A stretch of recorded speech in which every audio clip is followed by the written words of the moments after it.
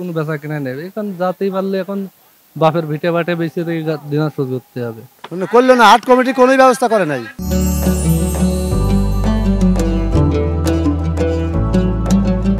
এই হাটে কাদা পানির জন্য হাট মালিক হচ্ছে হাটের কোনো ব্যবস্থা নিচ্ছে না। এইখানে আমরা পানি খনন করার জন্য 3 দিন গিয়েছি, এইখানে যে পানিটা আমাদের থেকে ই করে দাও, তারা এইখানে কোনো এসে দেখছেই না, মানে বলছে যান আপনার ব্যবস্থা করছি, কোনো ব্যবস্থা নেই। হাটের পরিবেশ কোনো ভালো নাই, এই জন্য আমাদের গরু ব্যবসা বিক্রি নেই। রোডের পরে যাদের গরু আছে তাদের বিক্রি, আমাদের মাঠে কোনো সব জায়গায় পানি, কোনো ব্যবস্থা নেই, গরু বিক্রি নাই, বুঝেছেন।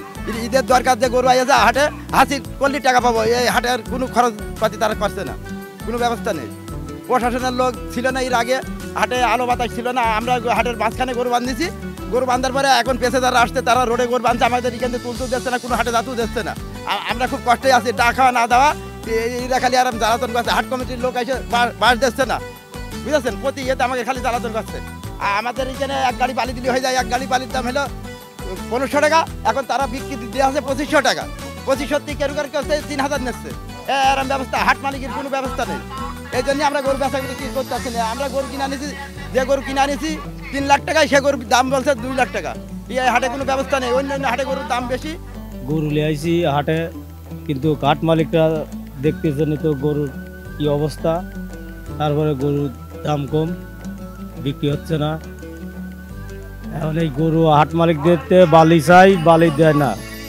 কালকে কাঁধে হরে এই পানি ছেঁচে ফেলাইছি ওই ওপার, ফেলানোর পরে তারপরে বালি চাই, টাকা দিয়েও বালি পাওয়া যায় না। আমার আছে 17টা, একটা বেচছি। বেচা কিনা না হলে তো টাকা দেবো না, বেচা কিনা না হলে আমরা কেমন করে টাকা দেবো? আমাদের যেভাবে দেখ না, কাস্টমার আলি পরে আমার কাছে আসে না। এই কেদরবিন কি কাস্টমার যায়? কেদরবিন কাস্টমার যায় না, কাস্টমার খালি তাকাবি, টাকা সারিয়ে চলে যাবে, কাস্টমার ভিতরে ঢোকে না। গরু নিয়ে ওই বসে আছে। পানি এখানে পানি কত, পানির ভিতরে গরু থাকলে গরু বিক্রি করা যায়, কোনো গ্রাহক আসে না এখানে। করলো না, হাট কমিটি কোনো ব্যবস্থা করে নাই। তারা খালি বললো যে করবানি, আজ পর্যন্ত করলো না। 3 দিনেই পানির ভিতরে গরু দাঁড়া করা, লস তো প্রচুর লস হবে। ক্রেতা আসতেছে না, বালু দিতেই হবে, বালু তো দিতেছে না, বলে রাত্রে আসবে।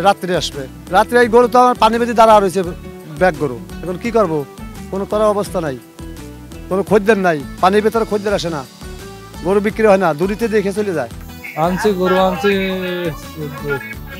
28টি, একটা বিক্রি হয়নি। পানির যে অবস্থা, কাস্টমার কোনো আসার কোনো নাই, সিস্টেম নাই। এই পানির জন্য বলা হয়েছে, হাট কমিটিতে কোনো পদক্ষেপ নিচ্ছে না।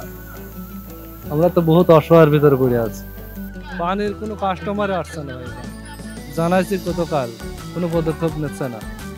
নিজের টাকায় বালি ফেলছে 5 গাড়ি, 15,000 টাকা দাম বালি, তারপরেও পানি দেখেন, পানি নিয়ে খুব গ্যাঞ্জাম হচ্ছে হাটে। কোনো হাট কর্তৃপক্ষকে জানানো হচ্ছে, কোনো পদক্ষেপ নিচ্ছে না। দেখেন আমাদের একটা গরুর পিছনে প্রচুর পরিমাণে খরচ, কেজি গোশের দাম পড়েছে 1200 টাকা কেজি, এখন গরু কোনো বেচা কিনা নেই, এখন যাতেই পারলে এখন বাপের ভিটে বাটে বেঁচে দিনা শোধ করতে হবে। ওদিকে কোনো রাস্তার কোনো সিস্টেম নেই, রাস্তায় তো এত বড় গরু বেচা যায় না ভাই। বড় বড় গরু, আমাদের গরু সব 8-10 লাখ টাকার গরু। অসুবিধা আমাদের বিভিন্ন অসুবিধে, যেমন হাটে এই অবস্থায় পানি, আমরা খাওয়া দাওয়া পাচ্ছি না, চাউল কিনবো সেখানে যাতে পাচ্ছি না, এখানে কাস্টমার নেই, এখানে কাস্টমার আসছে না, রাস্তায় পানি, রোডে পানি, সব জায়গায় পানি। এই পানি সম্বন্ধে তাকে অনেকক্ষণ জানাইছি, তারা কোনো উদ্যোগ নিচ্ছে না। আমরা অনেক ঝামেলায় পড়ে রয়েছি, ইনি মারামারি গন্ডগোল হচ্ছে, কি করবো কন? এই সমস্যার জন্য আমরা একটা বিরাট গ্যামজাম চলছে। এ তো হাঁস মারলে গেলে আমাদের কেমনি হয়? আমরা তো সেই কুষ্টিয়া থেকে আইছি, ঝিনাইদহ থেকে আইছি, আমাদের আবার কেমনি দোষ? এই দোষ এটা আসা হবে না, এ হয় কেমনি আসা হয়? এত কষ্ট করে থাকা যায়?